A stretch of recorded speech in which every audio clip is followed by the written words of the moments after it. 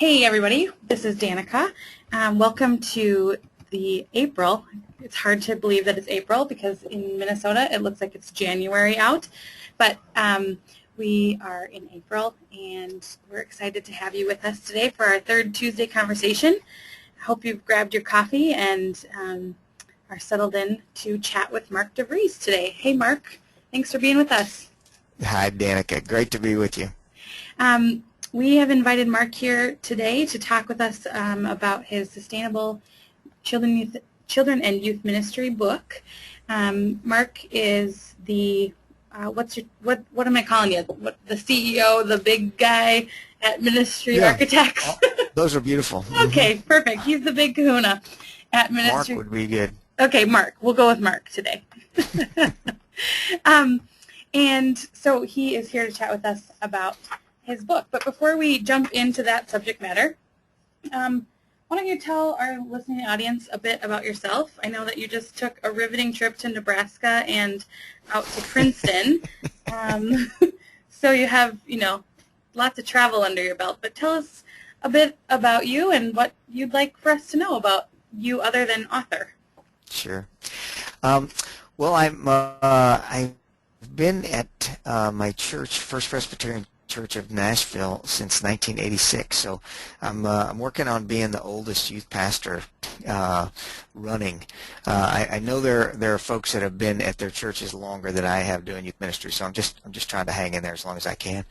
And in addition to working at the church as the youth pastor, I also get the privilege of leading our youth ministry architects team, which is a team of just incredible consultants that work in helping develop systems in individual congregations, sometimes in children's ministry, sometimes in youth ministry, sometimes entire judicatories will bring us in to work on their their youth ministry or children's ministry emphasis there.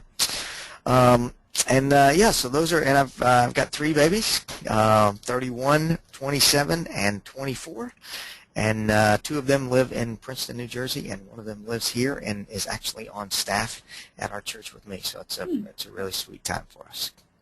That's awesome. Thanks for sharing a little bit with us.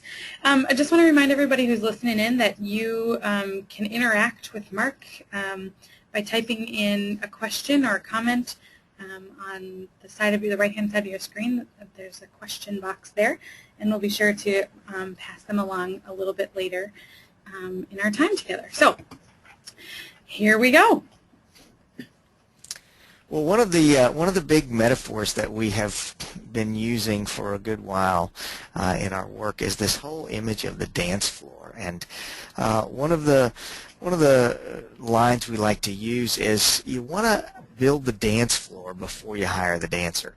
Mm-hmm. And sadly, most folks particularly in youth ministry, but I'm thinking also in children's ministry to some extent, they are hired because they are dancers, but not because they're dance floor builders. And the parable we like to tell is the parable of a dancer, incredibly gifted dancer who finishes up her first debut performance at Carnegie Hall, and she is spinning and leaping and doing all those things that she has been trained to do, and the crowd is just mesmerized and leaning forward as she moves into her final leap, and she leaps in the air, and the crowd is breathless, and she lands with a cracking sound on the floor and busts through rotten dance floor. And the master of ceremonies comes up and says, I'm sorry, ladies and gentlemen, this happens a lot with young dancers, and we just want to apologize for the mess here. We're going to get that cleaned up. All the while, the dancer is writhing in pain. He got a compound fracture to rival the Louisville basketball team, But the master of ceremonies quickly brings on another dancer and says, now we'll bring in another one. And it doesn't take a big leap for most of us to think of one person or more people that we know who were incredibly gifted in the dance of ministry, and particularly in youth ministry, only to find that they crashed through a broken dance floor. In other words, the infrastructure beneath them was not in place, and then they were blamed for that, and they quit dancing altogether, and many of those people are no longer in ministry, no longer even in the church. Mm-hmm. And we think we can do it better. We think as God's people called to ministry to the next generation, we think there's a better way that we can in fact build this dance floor, build a sustainable ministry. One of the other disclaimers that I like to have when I talk about sustainable youth ministry is from 2 Corinthians 4, where Paul says we have this treasure in earthen vessels or in jars of clay. And the truth is, today we're not talking about the treasure. I would much rather talk about the treasure, but my sense is that the treasure is doing just fine. The treasure is the power of God for salvation, that it does its work, but we've got some problems with our delivery system, with our clay pots.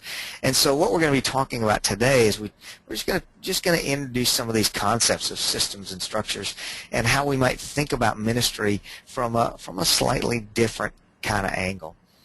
And so that's my apology at the front end. This is not a conversation about the treasure, but a conversation about systems. No apologies necessary.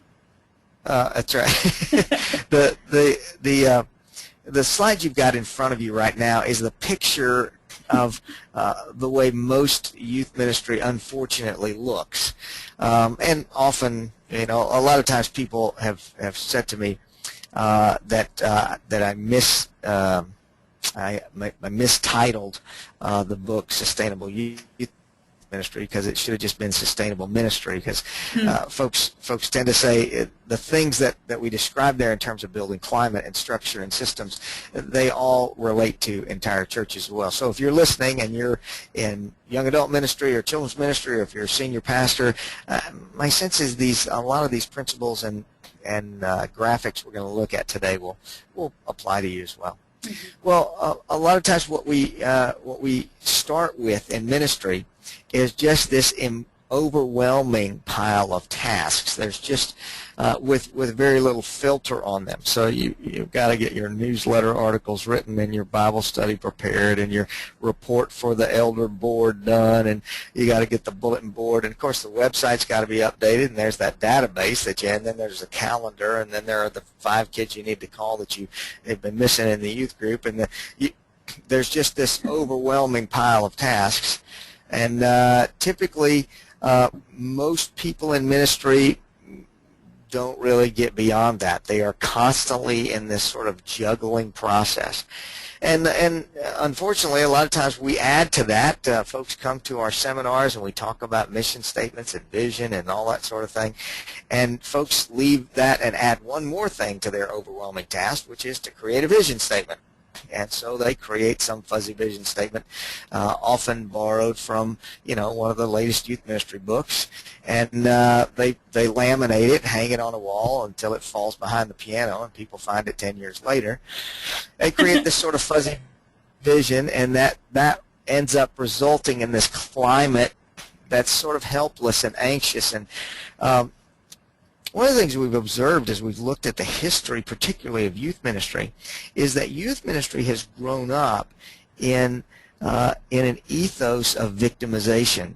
That much of our language about the nature of youth ministry has to do with how hard it is, and nobody understands us, and the senior pastor is putting all this pressure on us for numbers, and but if you listen to some of those early tapes, and they were tapes back then, not CDs, if you listen to some of those early tapes, you'll hear over and over again this sort of ethos of being the victim, and so we then do ministry out of this climate of helplessness and anxiousness. And as we think about climate, one of the things we like to tell our folks that we work with is that we can either be victims of the climate of our congregations, or we can be architects of our climate. And so let's go to the next slide. A lot of times we use this image of a greenhouse. In other words, by building a greenhouse, you actually architect climate. You build something that produces a totally different environment. And so sometimes I refer to great people in ministry as environmental architects. They're actually working to deliberately create, and I love these three words. I borrowed this from a book called Confidence, but it's a book about winning streaks and losing streaks in businesses and athletic teams. And what they identified were these factors again and again were present in those teams that were on winning streaks and absent in those that were on losing streaks. Accountability, when people said that they were going to do something, they were held accountable to do it. Collaboration, they weren't siloed apart. There was a sense of 2 + 2 = 6. And initiative, there was an environment where there was a lot of there was the invitation to create.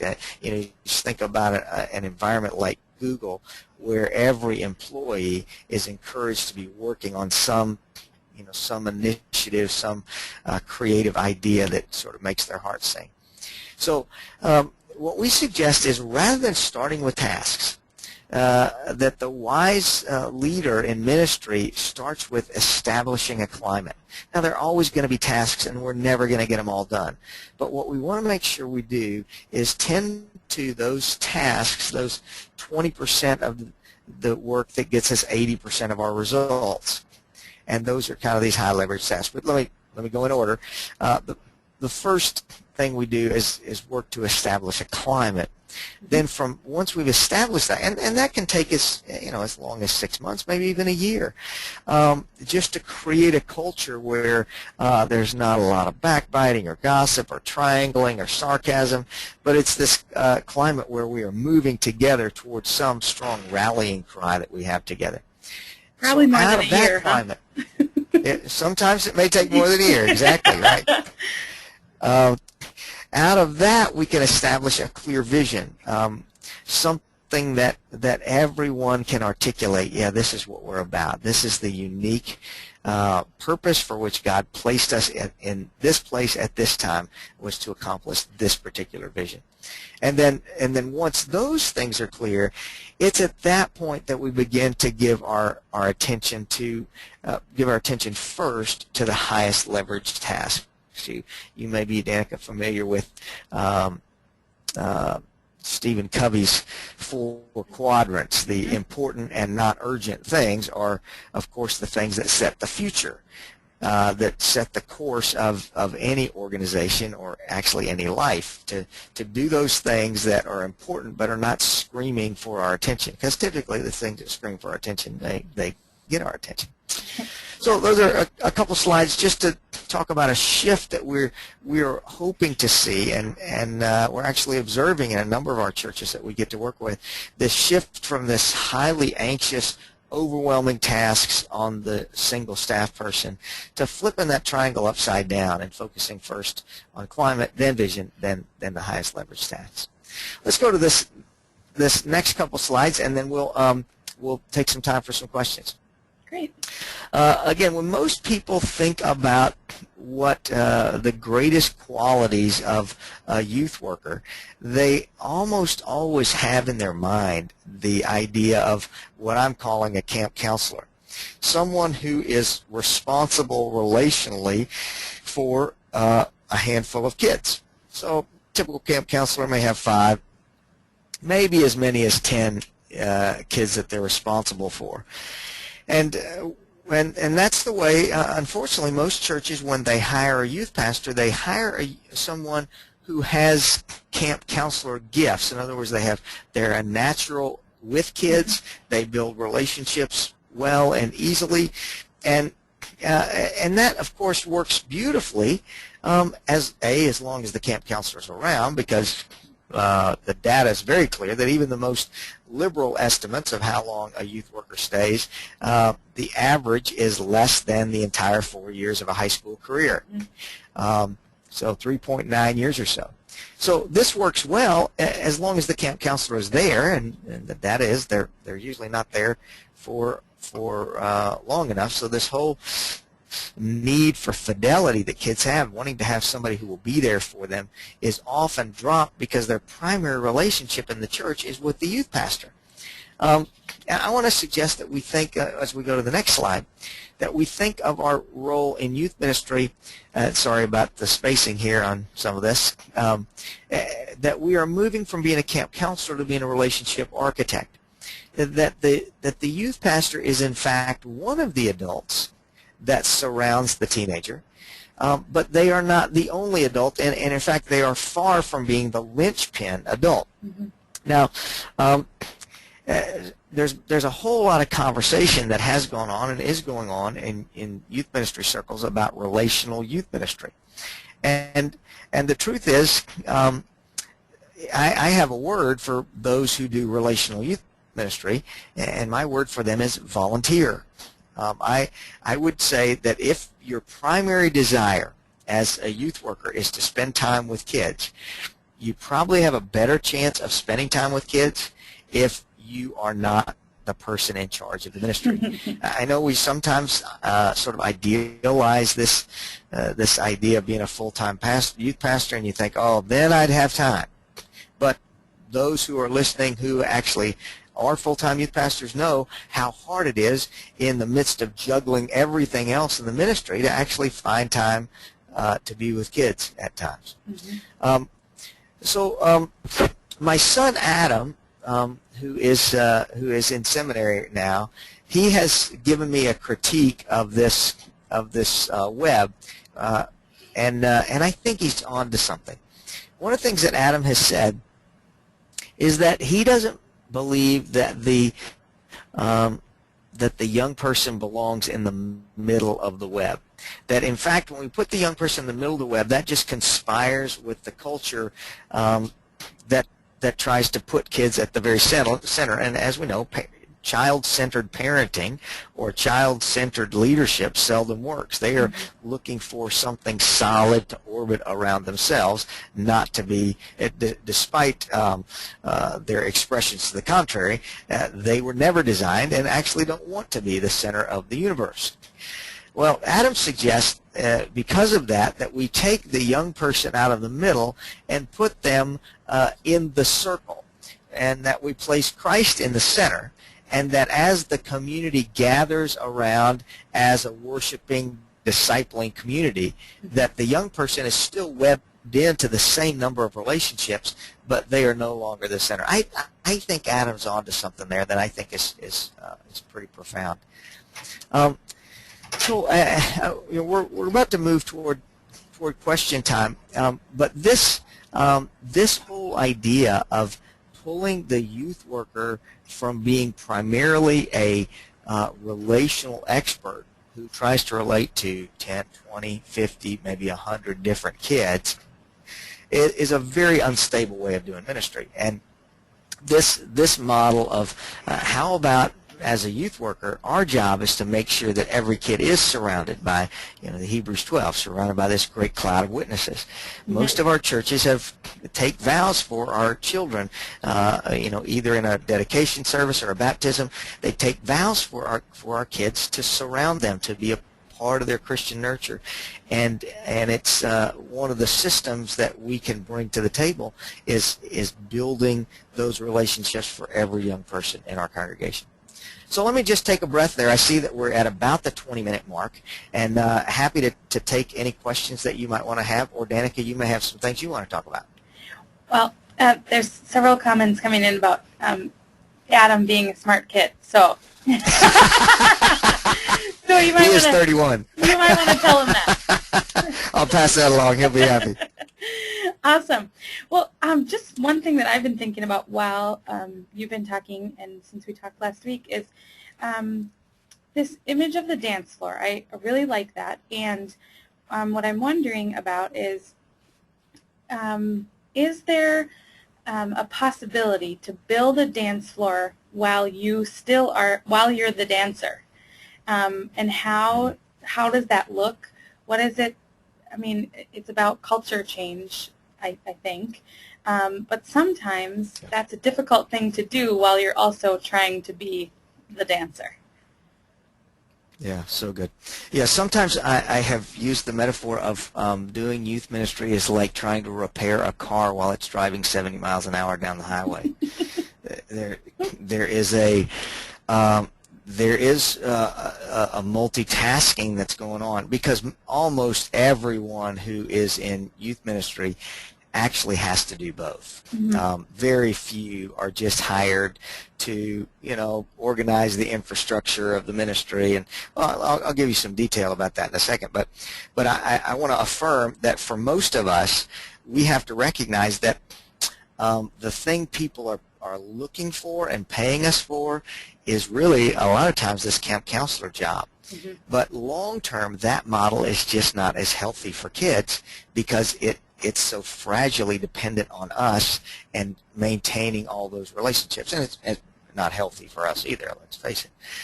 But just in terms of some of the detail of what we're talking about in terms of building the dance floor, I'll take some of the mystery away because when you talk about culture and climate, that can feel a little fuzzy.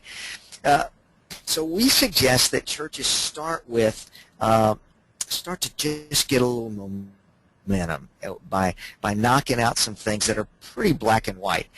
For example, though this is maybe not as easy as folks might think, having an accurate list of our kids, their contact information, their parents' names, where they go to school, what grade they're in, what their email address is, if we can text them, all those sorts of things. You'd be amazed. We've now done in the neighborhood of 350 assessments with churches around the country, and it is very few of those, maybe less than 10, that have that can tell me how many kids they have. I'll say, so how many kids are in your youth ministry? The typical response is, well, what do you mean? What do you mean by kid?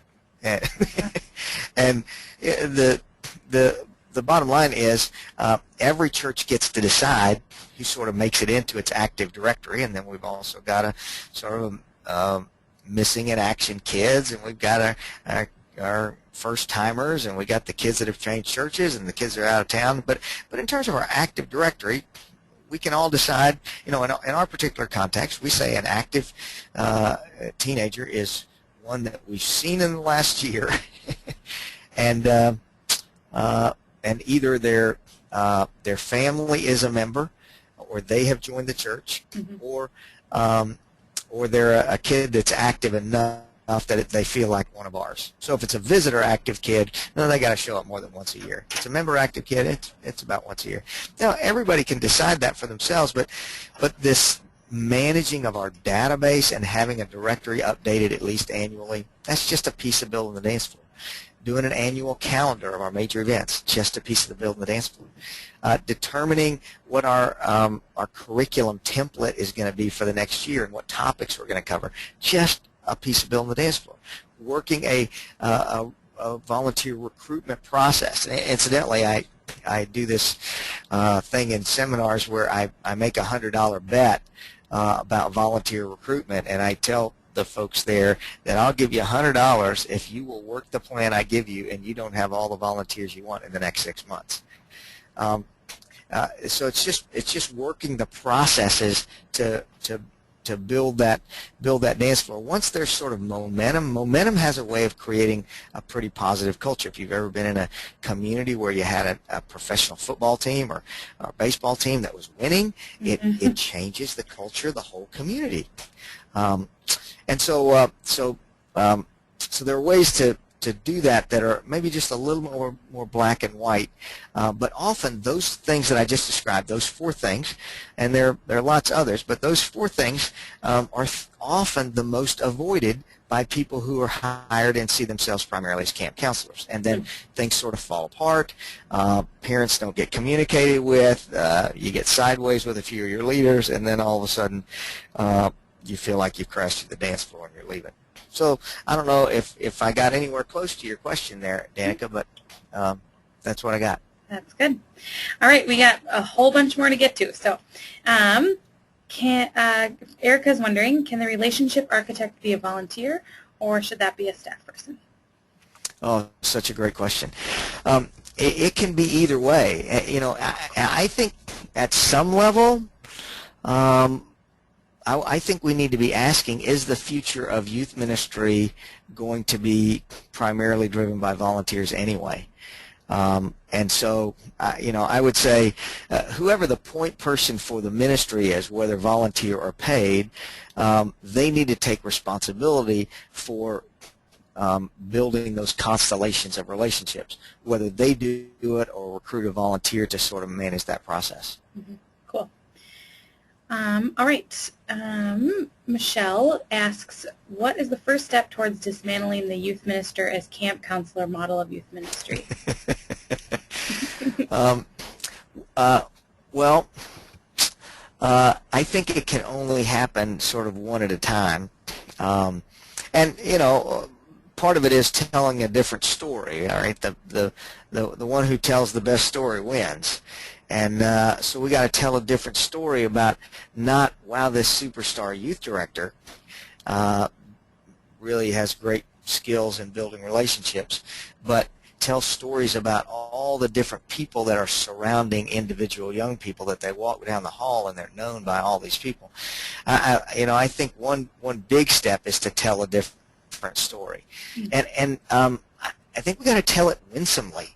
A lot of times folks in youth ministry, when they want to see change, they get their brows all furrowed up, and they get a little angry look on their face and say, this doesn't work anymore, we got to change it to this. That seldom works. But telling a better story and telling a winsome story about, for example, this is not a true story, but Janie walks down the hall of church every Sunday morning, and do you know what? She can't get to her Sunday school class on time. And you know why that is? Because there are too many people in this church that stop and hug Janie on the way to Sunday school. There are these little kids that run up to her and grab her by the knees and squeeze her hard. There's the 90-year-old lady in the walker that just has to hear about where she's going to go to college next. Telling that kind of story invites people into seeing things in a different way. Whereas just sort of the straight argument of this doesn't work and the data says this and Barna says this, that tends to not create sort of a change in mindset. But so I'm going to go with Michelle. You start by telling a different story. Great. All right, Jonathan is wondering, what's the best way to encourage potential dancers, meaning people within the church, who don't know that they can dance or they don't see their own potential? What's the best way to encourage those?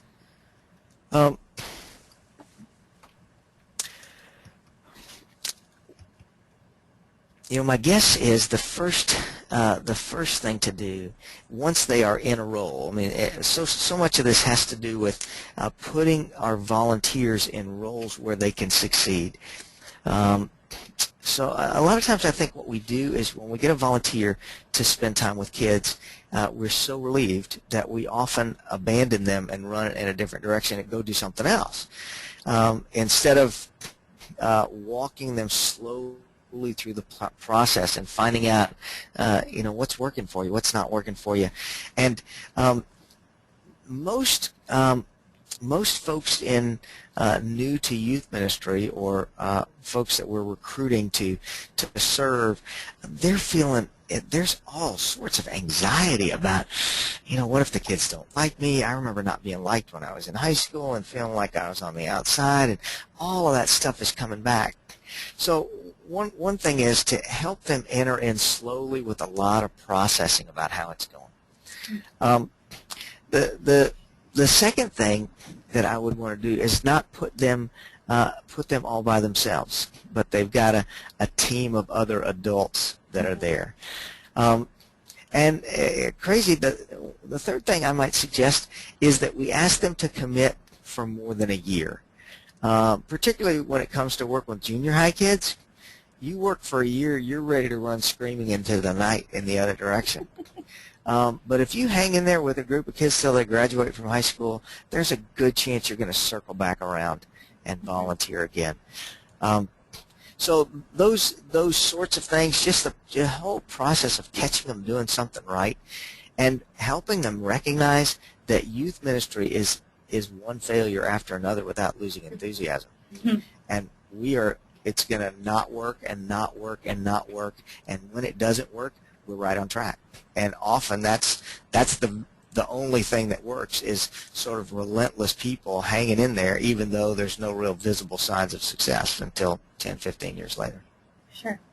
Hey, I want to be cognizant of people's time, but again, we've got so many questions coming in. We also don't want to not get to those. So you're okay sticking around for a couple extra minutes? I would be delighted to stick around with you for a couple extra minutes. Awesome. Okay, so for those of you who have to leave, thanks for joining us. You can find some information on practicediscipleship.org. Make sure you download the network app. And next month we'll have Shannon Savage-Howie with us talking about spiritual direction. So that's the business piece we'll come back to in a minute, but let's keep going. Nancy is wondering, or has a statement of when they designed the position description for, I'm assuming at their church, the number one priority that parents wanted included was that the youth director would attend school and extracurricular events. It's turning out to be very expensive in terms of time and money, and cuts out time to think, plan, and nurture volunteers. But the parents love it. Do you have thoughts about this? Absolutely. In that sort of situation, I think there's a way to meet the parents' expectations without going crazy in terms of cost or time. For example, if a youth director, I remember when I first came to Nashville, I was at almost every game. And, you know, I was around almost all the time. Well, after 2 or 3 years, I cut that in about half, but the parents always assumed that I was either there or at another event at another school. What we don't want to do is get in this sort of polarized position of either they're going to invest time doing contact work or they're not. Yeah, I'd say 2 or 3 times a week, have that staff person go to games or hang out at the schools. And then the key is to memorialize those visits with great stories, so that the senior pastor needs to know, hey, John was at the high school this week, and here's what happened, or he spoke at FCA, or in other words, I think you can do it in 3 to 5 hours a week or less, and still, I like to say, spend less time telling people what you're going to do than what you're not going to do. So rather than kind of getting a tug of war about, well, that's probably not our top priority, just continue doing 3 to 5 hours a week. Make sure that's visible. Make sure there are good stories about it.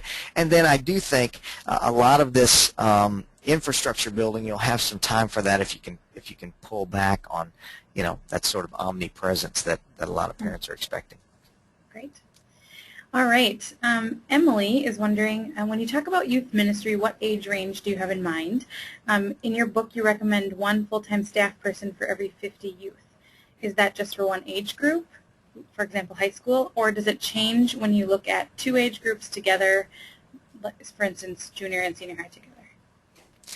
Yeah, you know, broadly our experience is, you know, 6th through 12th grade or 7th through 12th grade. Some places are doing their tween ministry, so 5th through 12th grade, but those are kind of the broad parameters. And yeah, the 1 to 50 ratio tends to be sort of that junior high, high school. So we would 7th through 12th grade, the 5th and 6th grade, especially in churches that create an entirely separate program for the 5th and 6th graders, they can tend to do that a little cheaper than 1 to 50. Just doesn't take quite as much time. A lot of times what's happening with those 5th and 6th grade ministries is that they're doing youth ministry like we used to do it 15 years ago for high school kids, but doing it for 5th and 6th graders, and you know, they're all excited about it. They hadn't had that experience yet, so this may be easier to keep those kids involved. Awesome. But generally, 1 to 50 kind of holds true. Maybe a little, get to children's ministry tends to be closer to 1 to 75, and that tween ministry somewhere in between. Great. All right. The last thing is that Sandy. Oh, got another Sandy question. You got 2 questions from Sandy. Come on, Sandy, bring it on. Could you talk more about your recommended recruitment process? And then her second question, I think maybe we should answer first. The best quote-unquote rule of thumb staffing ratios. I think in light of what you had just talked about. Yeah. I don't know if you need to say any more about that. You kind of just... Okay. You know, if you have to pick only one staff person, I'll answer that one first, and then we'll go to recruiting. If you can only hire one staff person, we recommend you think in terms of hiring the general contractor, not the laborer and not the architect. In other words, you want somebody who can manage the flow of other people's work. That's the kind of person you need if you can only hire one person. Most churches, that's the last person they hire. They hire a wide variety of laborers. They might hire a great programmer or a great relationship person or a great event person, but they kind of are a one-trick pony. And then they might hire an architect who just likes to come up with plans and new ideas. But you really need somebody there pretty close to the ground who can manage the flow of other people's work. So, but again, the 1-to-50 ratio works pretty well. So if your church wants to have about 25 kids involved, you need a half-time person, or the equivalent of that with multiple people. In terms of our the recruiting process, I'm aware that we're pushing a little bit on time. So let me give you my email address, and if I've actually got a video, a 10-minute video that explains all this. I'll walk you through it really quickly, but if you want that video, I'll be happy to send you the link. My email address is Mark, M-A-R-K, at ymarchitects.com. So let me go back. So here's my $100 bet about recruiting volunteers. The first thing is you got to start 6 months out. When you start to recruit your key partner volunteers, like 3 weeks before you need them, what you find is that all of the people who are able and sort of equipped to carry large weight in the ministry, they're already doing something else. They've already signed on to something else. So you want to get out there early. We also, so if you're recruiting for the fall, we suggest you start February 1 for a September start date. The other thing is we draw a distinction between partner volunteers and helper volunteers. A partner volunteer is one who, for example, if my mom dies and you come to my house and you're a partner, when you walk out the door, you're telling me some responsibility you're taking. So you say, I got the food taken care of for the next 2 weeks, or I'll get the kids' rides to school. If you're a helper, you walk out the door and say, call me if you need me. Now, most people in their recruiting recruit helpers, and so it's the model of the genius in a million helpers, and everyone is waiting for the person in the middle, the person in charge, to ask them to do something else. Those folks cannot help you build much of a sustainable structure. Helpers are great. You want to have helpers. You need people to drive or bring food, but you need partners first.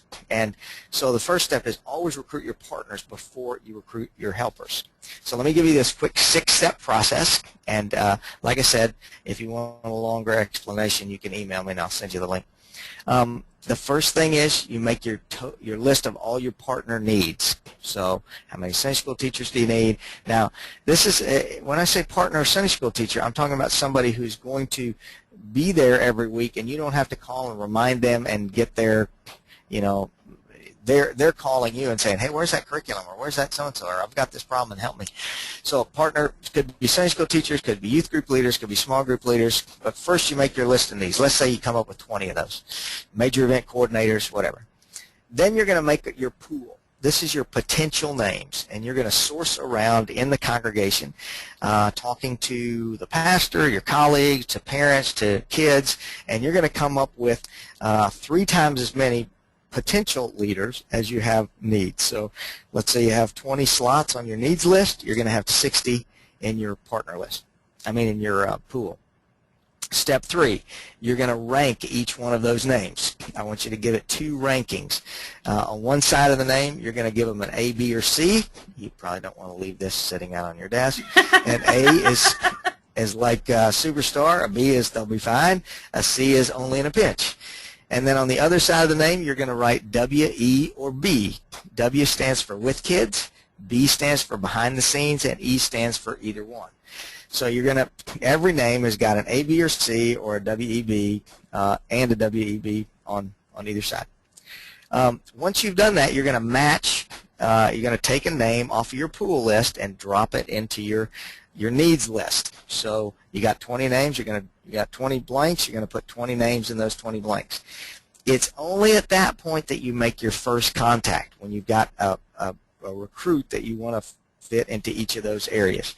Then you make your first ask. Generally, you're not sending a long email, 6 sentences max, no attachments. You're not sending the job description. You're just saying, hey, I'm putting together my team for youth group for next year, and I'd love for you to be a part of that. If you're a no or a maybe, just let me know, and if you're a maybe, let's get together and talk about it. Generally, people will not call you back. They will not email you back, and then you'll follow up the next week. So the other piece of this bet is you got to spend 2 hours a week in this process.